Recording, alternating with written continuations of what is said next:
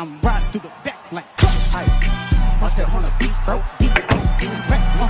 Di sini saya akan membahas kasus mengenai berita viral, yaitu siswa merokok lalu kemudian digampar oleh gurunya di SMAN 1 Cimarga, Kabupaten Lebak. Nah, kemudian siswa itu melapor ke orang tuanya dan orang tuanya melapor ke polisi. Kemudian beberapa siswa juga mogok sekolah untuk mendukung temannya itu yang merokok. Kemudian bagaimana pendapat saya mengenai kasus tersebut, dan bagaimana jika dilihat dari segi hukum, segi sosial budaya, moral, etika dan adab, dan profesional kerja. Menurut pendapat saya mengenai kasus tersebut, saya lebih memihak kepada gurunya. Kenapa? Karena siswa tersebut melakukan kesalahannya itu merokok di dalam sekolah. Nah, dalam aturan sekolah sudah jelas dilarang merokok, dan tindakan guru tersebut memang seharusnya dilakukan agar bisa mendisiplinkan siswa dan agar siswanya juga tidak mengulanginya lagi. Dan tindakan yang dilakukan beberapa siswa dengan mogok sekolah dan mendukung temannya yang merokok itu sangat miris sekali.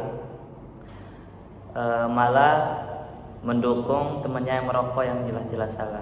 Seharusnya siswa tersebut mendukung gurunya daripada siswa yang merokok. Dan kemudian bagaimana jika ditinjau dari segi hukum?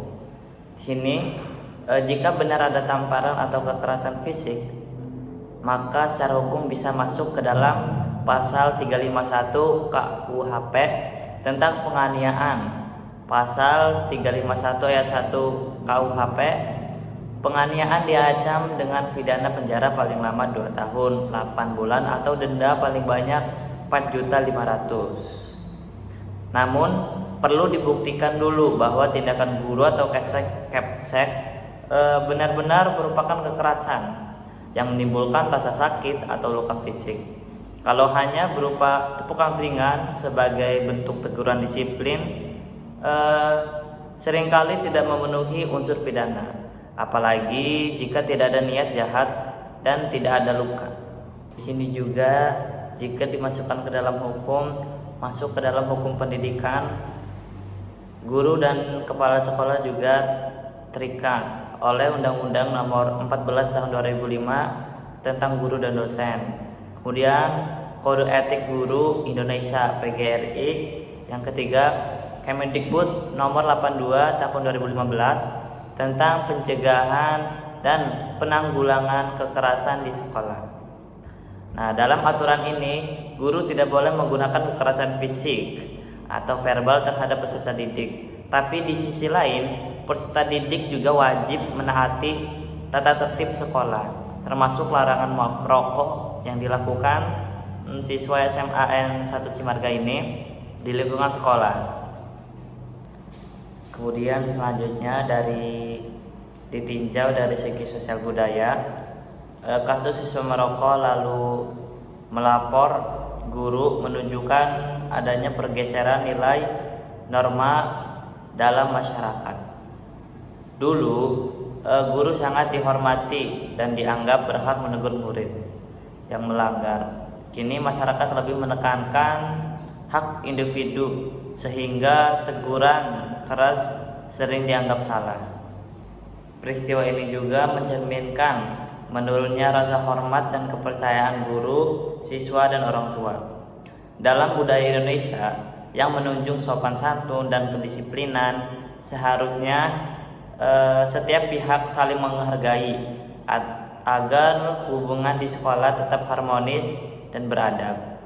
Selanjutnya ditinjau dari segi moral, etika dan adab. Dari segi moral, tindakan siswa yang merokok di sekolah menunjukkan kurangnya tanggung jawab dan pengendalian diri. Sedangkan guru yang menegur bertujuan baik, tetapi harus tetap menjaga sikap dan emosi agar tidak menimbulkan kekerasan. Yang kedua, secara etika, Guru dan siswa sama-sama memiliki kewajiban menjaga perilaku sesuai norma. Guru seharusnya menegur dengan bijak dan siswa wajib menghormati serta menaati guru tanpa membantah atau melawan. Dari sisi adab, siswa perlu menunjukkan sopan dan hormat kepada guru, sedangkan guru harus menjadi teladan dalam tutur kata dan tindakan. Kasus ini menunjukkan pentingnya menanamkan kembali nilai moral, etika, adab agar hubungan guru dan murid tetap harmonis dan saling menghargai. Kemudian yang terakhir, jika ditinjau dari segi profesional kerja, guru atau sekolah harus menjalankan tugasnya sesuai kode etik profesi, yaitu mendidik, membimbing, dan menegur siswa dengan cara yang mendidik, bukan dengan kekerasan atau emosi. Seorang pendidik profesional mampu mengendalikan diri, bersikap adil, dan memberi contoh yang baik kepada peserta didik.